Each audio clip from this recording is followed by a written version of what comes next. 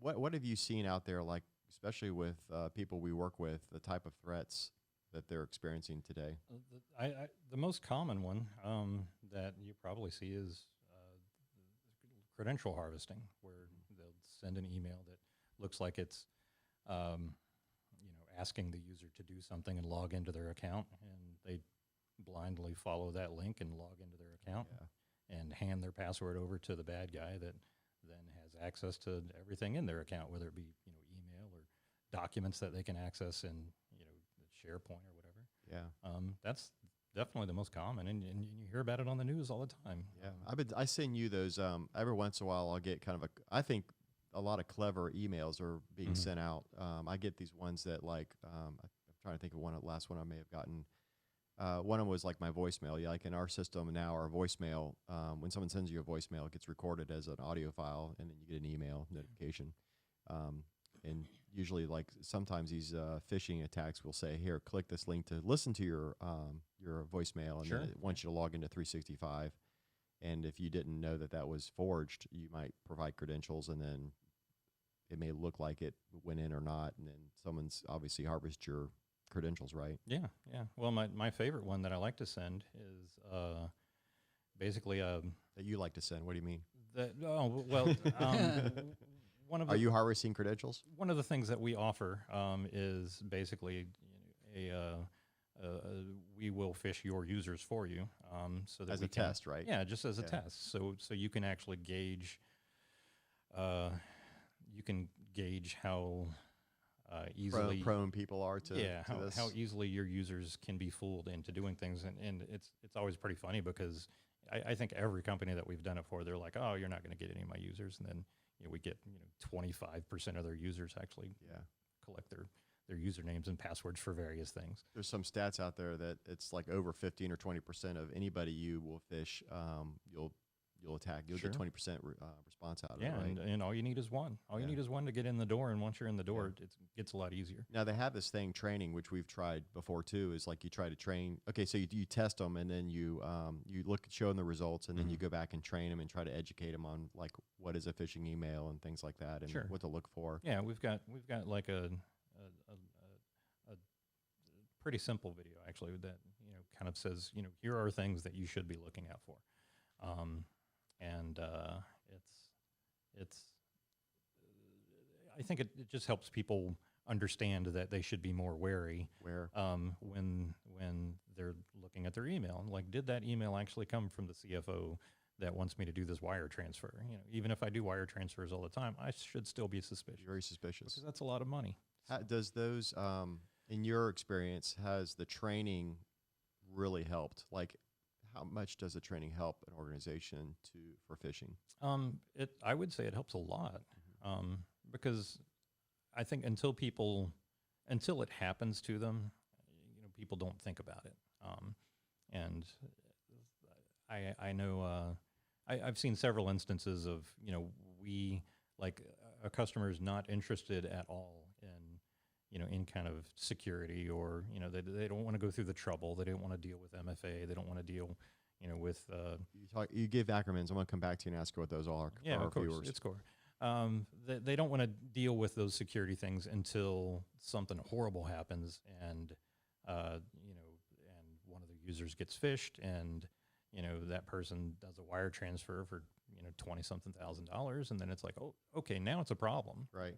Sort of like if you got something stolen at your house, that's probably a lot of times when someone will start locking the doors and maybe putting security alarm in, or a dog or something. Yeah, like that, why don't we put up a security camera now? So it's kind of after the fact is when you worry about it, right? Mm-hmm. That's often what people. So they do the training. Does that fix the problem?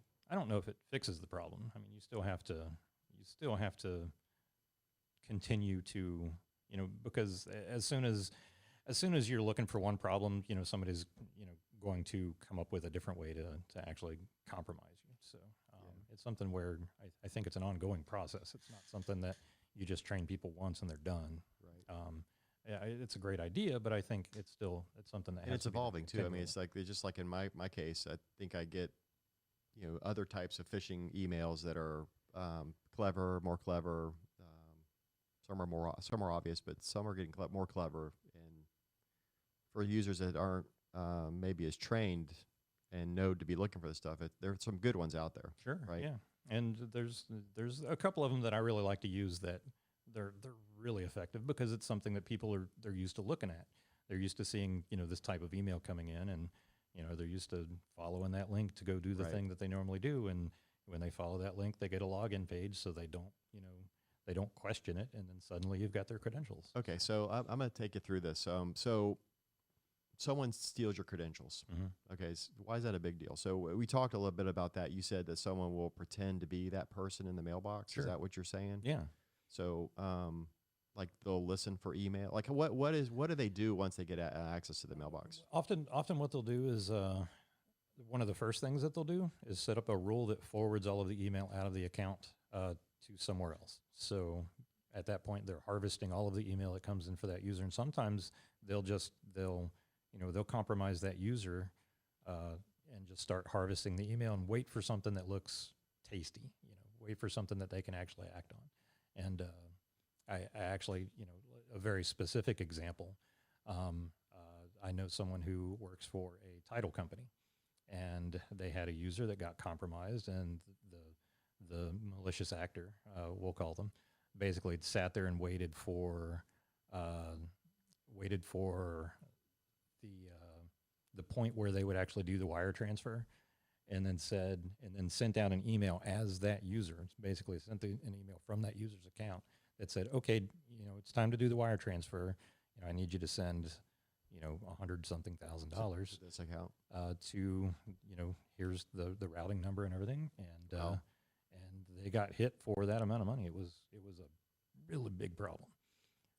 So are these people being targeted? Like, I mean, for instance, like in my account, I'm going to use myself example, even though I know the answer to this question. I'm going to sort of put it out there so everyone who's listening can understand it. It's like, are they targeting me like specifically? Sure. Are they trying to go after like Ingram Leedy, or is it like, are they just doing this to everybody? They often target specific people in the company. Like, you've got your CEO and your CFO, and when you go and look at a company's website, and you see the list of important people at the company, you've got oftentimes you have a name and you've got an email address, and you've got all the contact information that you need right there to go start trying to compromise that person. Once you have if you compromise the CEO's account, then it's pretty easy to send an email from the CEO to the CFO saying, hey, do this wire transfer. That one's and a lot of times people don't question it. So because, it's an email from Ingram, I better do this.